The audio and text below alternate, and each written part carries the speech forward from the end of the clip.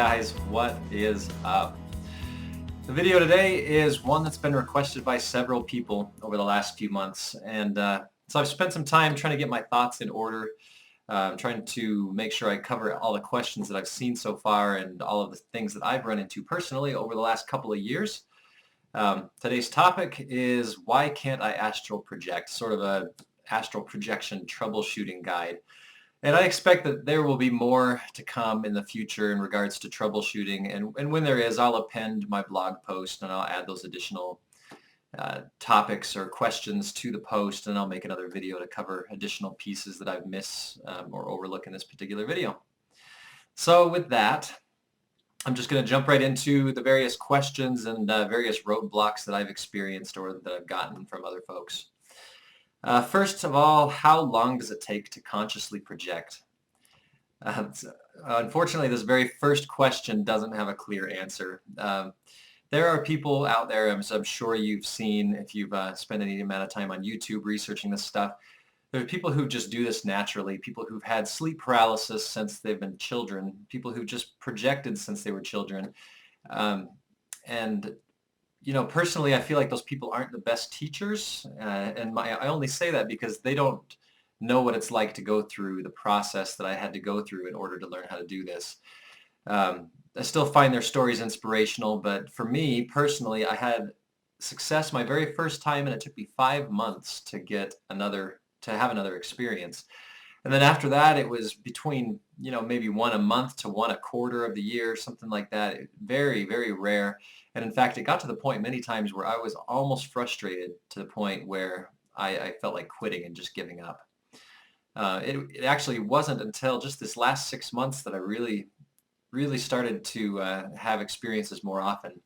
So hopefully I am not the rule. Hopefully I'm the exception when it comes to the period of time it takes to learn how to do this. Hopefully for you it's weeks or months and not years.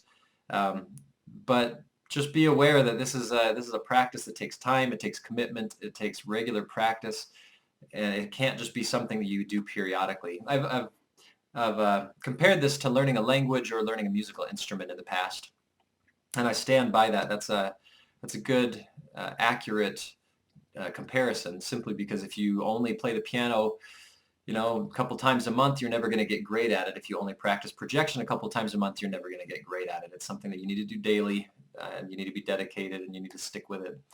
So again, hopefully it won't take you 2 years to really start making progress, but just bear in mind that range of time it takes it can range anywhere from just it comes naturally to several years.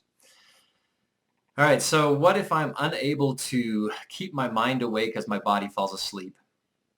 So this is a common one, and this one specifically just revolves around the direct method. This is the idea that you want to let your body fall asleep while you keep your mind awake, and then you want to let that process progress or evolve on its own into a projection.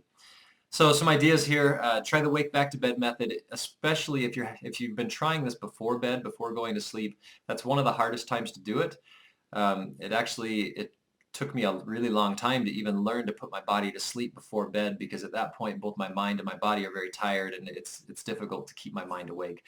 So if you're not familiar with the wake back to bed method, wake up after 4 to 6 hours of sleep, stay up between 15 and 45 minutes, and do something to kind of get your brain active. You know, sit down and read a book, pick up a book about astral projection and read it, you know, or write in your dream journal, record the dreams that you've had so far in the night, something like that. And then when you feel like you are awake enough that you aren't going to immediately just fall back to sleep, go back, lay down, and give it a try. Now, something else I would say is when you go back and lay down after you've done this wake back to bed method, don't go and lay in your bed. Pick some spot that is not natural to sleeping, that your body doesn't associate with sleeping, whether that's, you know, a recliner, a couch, a chair, a yoga mat. Take your pick, but dedicate some place in your house, some comfortable place in your house. Dedicate that to projection, so that when you actually go and you make an attempt to hear, your brain starts to associate that location with the intent to project, rather than going back to bed and your brain associates that with sleep, so then you're likely to fall asleep again. I would say make sure that you're not too comfortable. Lie in a position that's not natural to sleep. If you're a side sleeper, lay on your back. If you're a back sleeper, maybe try your side or your stomach. There's no rule as to which position works better. It's for me, it's just it tends to be my back, just because I don't sleep naturally on my back. So pick some position where you're not just going to fall asleep too quickly. I have a very difficult time keeping my mind awake while my body falls asleep if I sleep on my side. I can't do it. I just fall asleep too quickly because I'm too comfortable. Try not to have the house be too warm. If the house is warm, maybe do without blankets, wear lighter clothing. Let the house get a little bit chilly, just because it's less comfortable and you're less likely to fall asleep.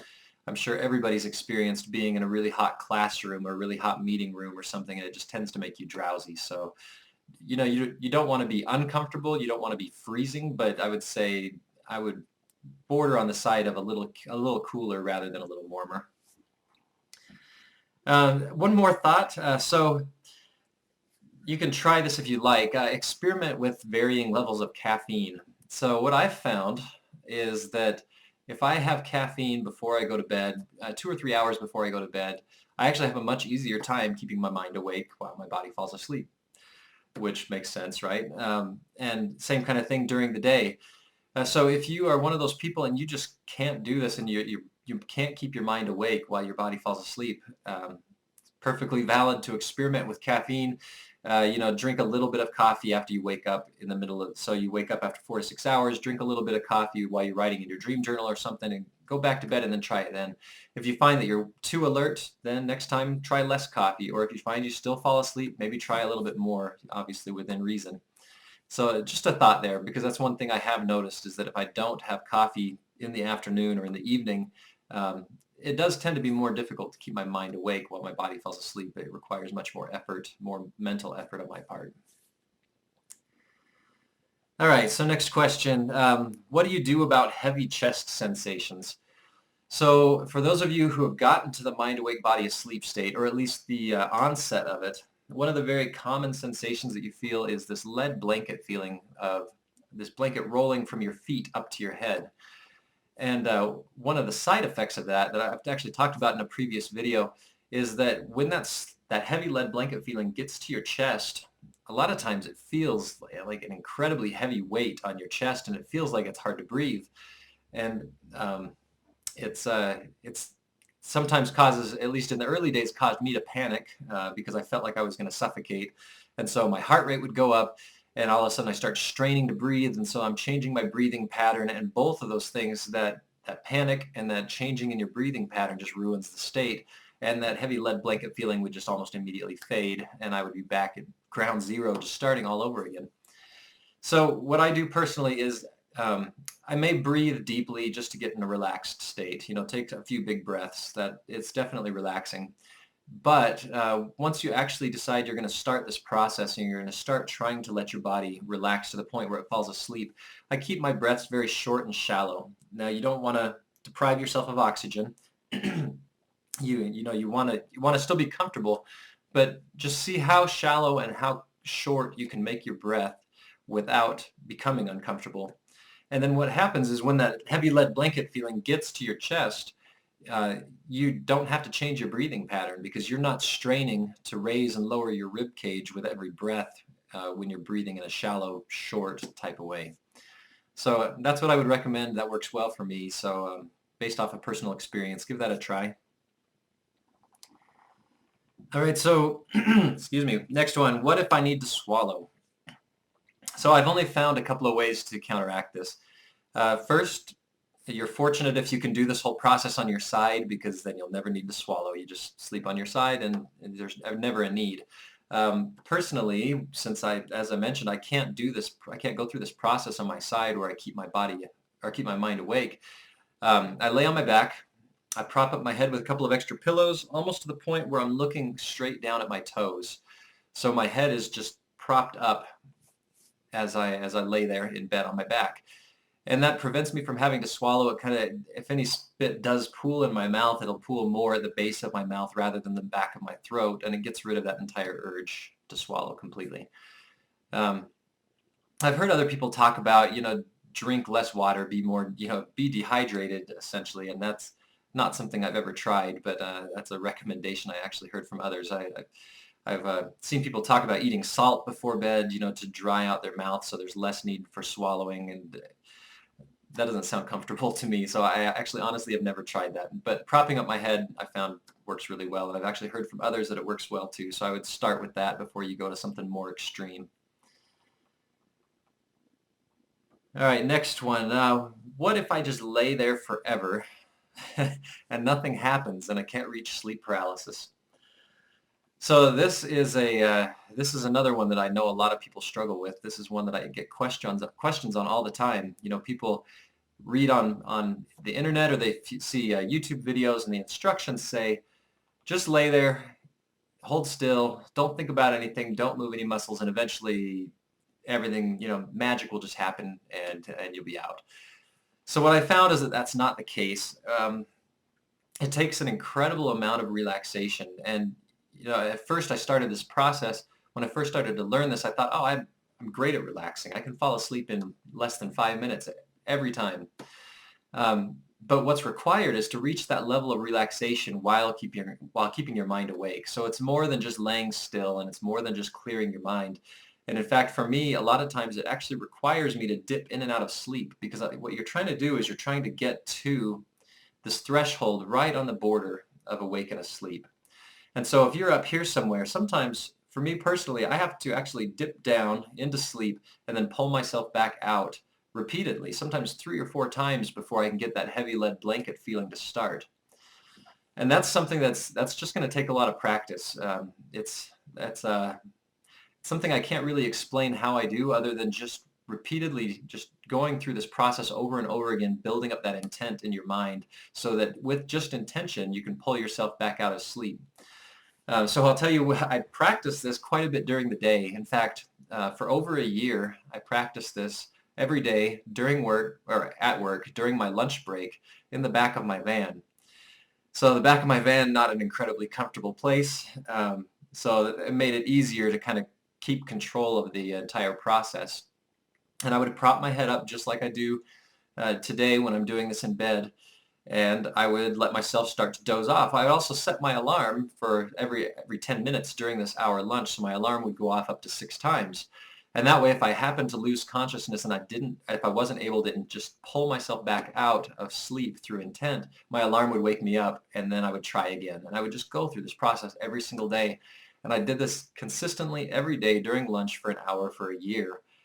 And I've mentioned in a few other videos that I still go through this mind awake, body asleep process every night before bed, even if I'm not intending to project, just because of the amount of effort I put into this.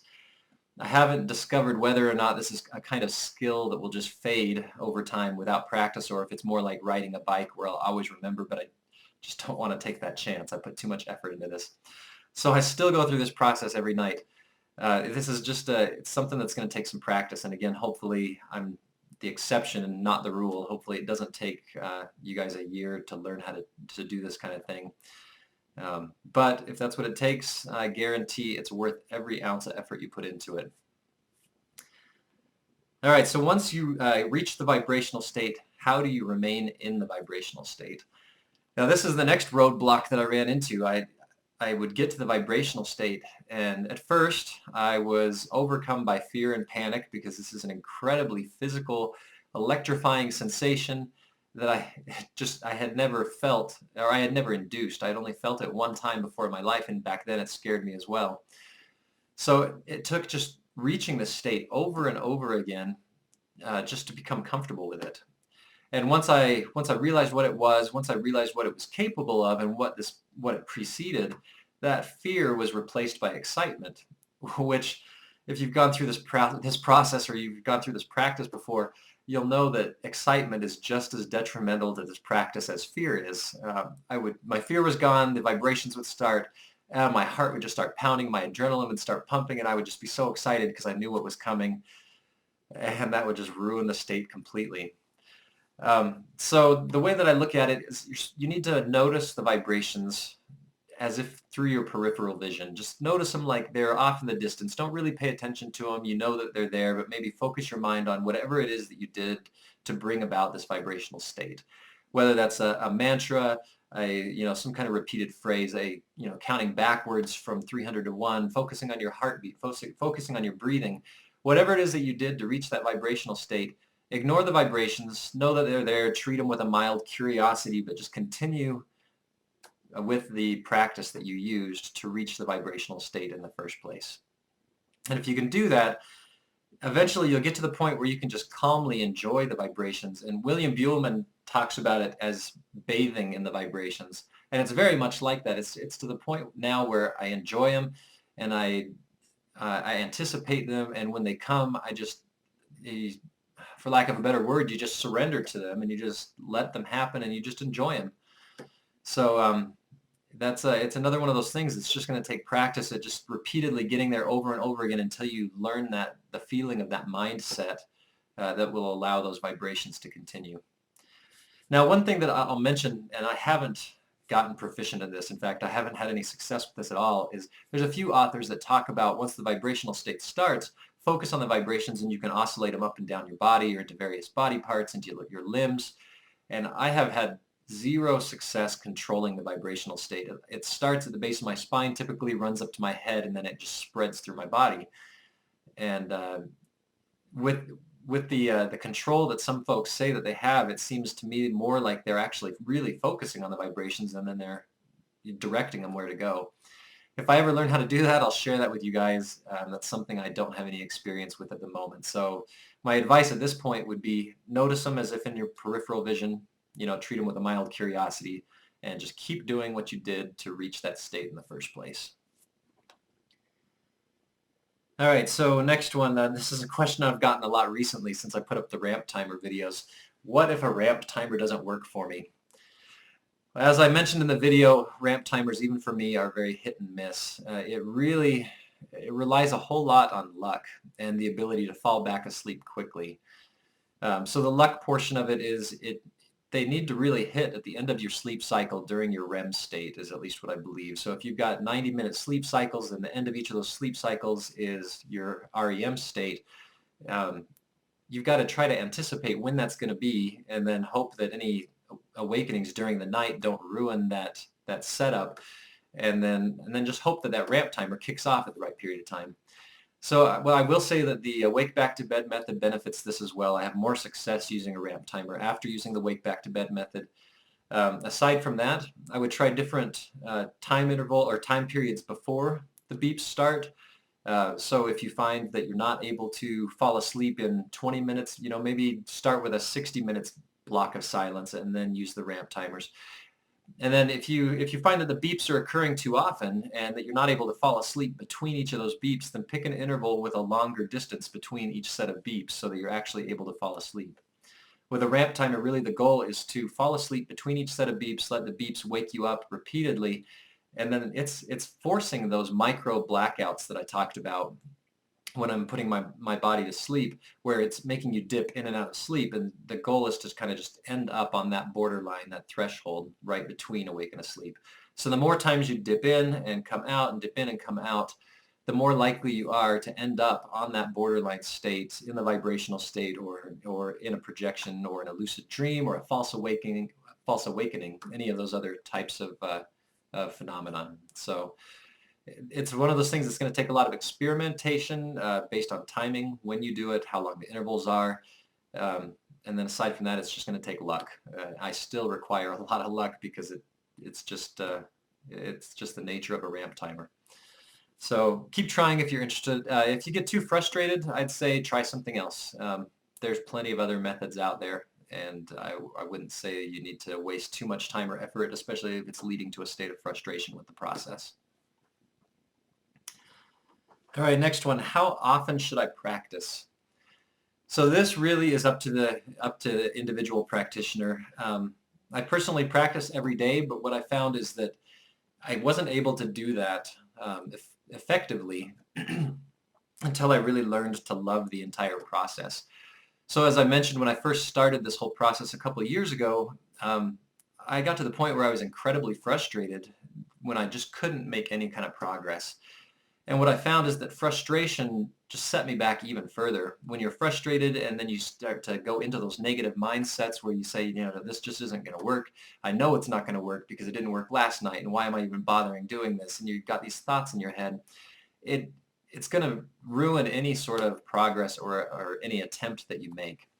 So if you're getting to the point where you've reached that sort of frustration level, or where you feel like you're being sleep deprived because of all your attempts, start with only practicing once or twice a week. Pick a weekend, pick a night before a day when you've got some time to sleep in, and only do those days. What I would say is, before you get to the point where you want to practice every day or multiple times a day, what the most important thing is to just learn to love the entire process. So that would be, you know, the relaxation, the meditation portion of it. You need to love that, whether or not it ever leads to a projection. You need to love that lead blanket feeling that comes up your body and that void type state that this puts you in, regardless of whether or not it ever leads to a projection. The vibrational state, exactly the same thing. Learn to surrender to it, learn to love it, learn to bathe in it, just enjoy it, again, whether or not you ever get out of body. And you need to do this with every step of this process. That's one of the most important tips I can give you, is learn to love the process, and then the entire thing will just come along so much more smoothly. Because that, like I said, that frustration and the negative mindset will really be detrimental to any progress. All right, so next one, what if I can't get the direct method to work? What if you practice and you try and you try and you just can't do this mind awake, body asleep state, and you feel like you've reached that point of frustration and you want to quit because you just can't get it to work? I would say there are two other methods that I'm familiar with that I practice with regularly, and I would say give the direct method a break and try these other methods. A lot of people start with the direct method because it seems like the most direct way to enter these phase states. It seems like the most controlled way. It's this method of being awake and then watching that entire transition into the astral. But the experiences that it produces aren't any more clear or any more real than ones that are induced by the indirect method. And as I mentioned in the indirect method videos, which I encourage you to go back and watch if you haven't seen it yet, the indirect method is really a much, much easier way to project. It's a much easier way to learn. There's really only one big hurdle with the indirect method, and that is learning to stay still when you wake up and immediately turn your attention to projection. And if you can do that, and you can cycle through techniques to put yourself into the correct state of mind, then at that point your body's already relaxed to the point that it needs to be to project. You're already on that borderland state that you're trying so hard to reach in this direct method. So if the direct method gets, you know, too frustrating, I would say try the indirect method. I would always use lucid dreaming as a backup. I practice all three methods actually regularly, just because the more methods you've got under your belt, the more attempts that you make, the more likely you're going to have a success. And so I have success using all three of them. But I would say if the direct method is causing frustration, again, focus on something else, either whether that's just lucid dreaming or whether that's the indirect method. The other thing I will say is that the direct method quite often leads to sleep deprivation because of these long periods of time where you're just laying awake. And so you'll wake up in the morning, you'll be tired, and that'll help contribute to that level of frustration. The indirect method, since you're only practicing when you wake up with natural awakenings, it doesn't disrupt your sleep cycle at all. You basically, you wake up, you give it a try. If it doesn't work within a minute or two, you just go back to sleep with the intent of doing it again the next time you wake up. So if you feel like you're not getting enough sleep, or that might be a contributing factor to the lack of success, I would say go for the indirect method. At the very least, keep a dream journal and start working on your lucid dreaming. All right, next one. What if I'm scared? Now, this is another one I get questions on all the time, and it is, you know, when I first started this, I wouldn't have been able to believe that there's so many people that are afraid of this process.